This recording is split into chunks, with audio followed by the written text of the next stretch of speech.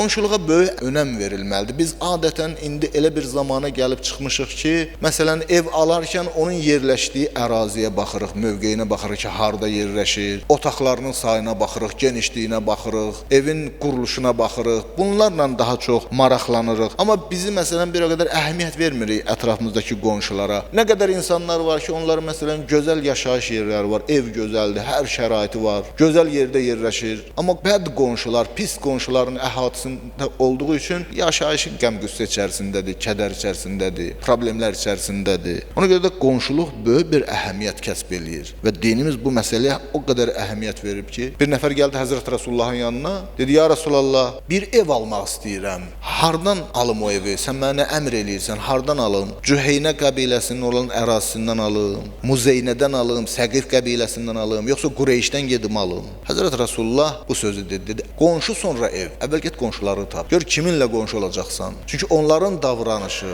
sənə və sənin ailə üzvlərinə, ailə fərdlərinə təsir olacaqdır. Qonşuluq haqqlar var. Elə insanla qonşu olmalısan ki, o sənin hüquqlarını qoruya bilsin və sən də onun hüquqlarını qoruyub onun hüquqlarına riayət eləyəsən. Qonşuluq haqqı o qədər əhəmiyyətlidir ki, Həzrət Rasulullah bir hədisdə bunun Allahın tövsiyəsi olduğunu deyə buyurur. Allah Rəsulü buyurur ki, Cəbrail əleyhissalam o qədər mənə qonşuluq tövsiyə etdi ki, hətta güman etdim, belə düşündüm ki, qonşunu varis eləyəcək. Deyəcək ki, o da necə ki, qohum, əqraban, qan qohumun sənə varis olur, qonşun da sənə varisdir. Deyir, az qaldı, güman eləm ki, qonşunu varis çıxardacaqdı. Həmçinin Əmir-el-Möminin Əli əleyhissalam ömrünün son anlarında ki, Əli əleyhissalam zərbətlənmişdi.